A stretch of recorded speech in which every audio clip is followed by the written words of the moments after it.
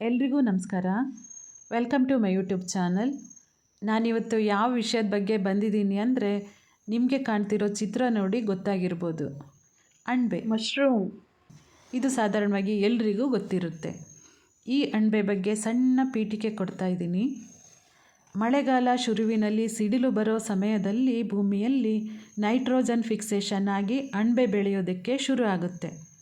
ಒಣಗಿದೆಲೆಗಳು ಕೊಳ್ತಿರೋ ಪ್ರದೇಶದಲ್ಲಿ ಈ ಅಣಬೆ ಬೆಳೆಯೋದ್ರಿಂದ ಇವು ಕೊಳೆತಿನಿ ಜೀವಿಗಳು. ಇದು ಸಸ್ಯ ಅಲ್ಲ. ತನ್ನ ಆಹಾರವನ್ನು ತಾನೇ ದ್ಯುತಿಸಂಶ್ಲೇಷಣೆ ಮಾಡಿಕೊಳ್ಳಲಾರದು. ಪ್ರಪಂಚದಲ್ಲಿ ಬೇರೆ ಬೇರೆ ಜಾತಿಯ ಅಣಬೆಗಳಿರುತ್ತವೆ. ಅದರಲ್ಲಿ ಕೆಲವು ವಿಷಪೂರಿತವಾಗಿರುತ್ತವೆ. ಕೆಲವು ಜಾತಿಯ ಅಣಬೆಗಳನ್ನು ಆಹಾರವಾಗಿ ಉಪಯೋಗಿಸ್ಬೋದು. ಇವು ಮರದ ಮೇಲೆ, ನೆಲದ ಮೇಲೆ, ಕಲ್ಲು ಮೇಲೆ, ಹಾಗೆ ಕೊಳೆತ ಜಾಗದಲ್ಲೆಲ್ಲ ಬೆಳೀತವೆ. ಈ ಅಣಬೆಗಳು ಬೀಜ ಪ್ರಸಾರದ ಮೂಲಕ ವಂಶಾಭಿವೃದ್ಧಿಯಾಗುತ್ತವೆ.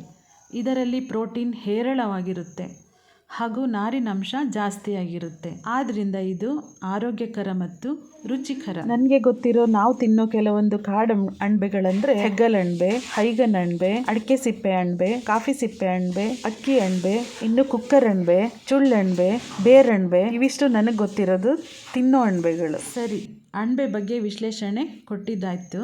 ನಾನಿವತ್ತು ಗಾರ್ಡನ್ ಡೆಕೋರೇಷನಿಗೋಸ್ಕರ ಆರ್ಟಿಫಿಷಿಯಲ್ ಅಣಬೆ ಮಾಡ್ತಾಯಿದ್ದೀನಿ. ಬನ್ನಿ ಹೇಗೆ ಮಾಡಿದ್ದೀನಿ ಅಂತ ತೋರಿಸ್ತಾ ಇದ್ದೀನಿ.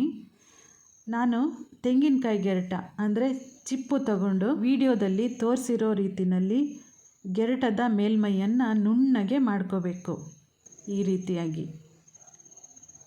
ಆಮೇಲೆ ಈ ಮೇಲ್ಮೈಗೆ ಬ್ರಷ್ನಿಂದ ಪೇಂಟ್ ಮಾಡ್ಕೋಬೇಕು. ಯಾವ ಕಲರ್ ಪೇಂಟ್ ಬೇಕಾದರೂ ಮಾಡ್ಕೋಬೋದು.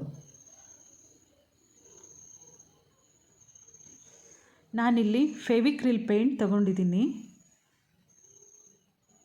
ಪೇಂಟ್ ಮಾಡೋದಕ್ಕೆ ಬ್ರಷ್, ಆಮೇಲೆ ಈ ಅಣಬೆದು ಕಾಂಡ ಮಾಡೋದಕ್ಕೆ ನಾನಿಲ್ಲಿ ಪೈಪ್ನ ಪೀಸ್ಗಳನ್ನ ತಗೊಂಡಿದ್ದೀನಿ. ತೋರಿಸ್ತೀನಿ ಇದನ್ನು ಆಮೇಲೆ ಹೇಗೆ ಅಂಥೇಳಿ. ಇದು ಆರ್ಟಿಫಿಷಿಯಲ್ ಅಣಬೆಯಾಗಿರೋದ್ರಿಂದ ಡೆಕೋರೇಷನ್ ಮಾಡ್ತಾಯಿದ್ದೀನಿ. ಈ ರೀತಿ ರಿಯಲ್ ಅಣಬೆ ಕೂಡ ಇರುತ್ತೆ. ಇದು ಅಣಬೆ ಕಾಂಡ ಮಾಡೋದಕ್ಕೆ ನಾನು ಅರ್ಧ ಇಂಚು ಪೈಪ್ನ ಕಟ್ ಮಾಡಿಕೊಂಡು ರೆಡಿ ಮಾಡ್ಕೊಂಡಿದ್ದೀನಿ. ಆಮೇಲೆ ಇದನ್ನು ನೆಲದ ಮೇಲೆ ಟೈಟಾಗಿ ಈ ರೀತಿಯಲ್ಲಿ ಅಡ್ಜಸ್ಟ್ ಮಾಡಿ ಇಟ್ಟಿದ್ದೀನಿ. ನಿಜವಾಗ್ಲೂ ಎಷ್ಟು ಚೆನ್ನಾಗಿ ಕಾಣಿಸ್ತಿದೆ ಅಂದರೆ ನನ್ನ ಕಣ್ಣೇ ನನಗೆ ನಂಬೋಕ್ಕಾಗ್ತಿಲ್ಲ. ಇದು ನಿಜವಾದ ಅಣಬೆನ, ಆರ್ಟಿಫಿಷಿಯಲ್ಲ ಅಂತ ನೀವು ನಿಮ್ಮ ಗಾರ್ಡನ್ ಡೆಕೋರೇಷನ್ಗೆ ಈ ರೀತಿಯಾಗಿ ಮಾಡಿ ಗಾರ್ಡನ್ ಅಂದವನ್ನು ಹೆಚ್ಚಿಸ್ಕೊಳ್ಳಿ. ಹಾಗೆಯೇ ನನ್ನ ಈ ವಿಡಿಯೋ ಇಷ್ಟ ಆಗಿದರೆ ಲೈಕ್ ಮಾಡಿ, ಶೇರ್ ಮಾಡಿ, ಸಬ್ಸ್ಕ್ರೈಬ್ ಮಾಡಿ. Thank you.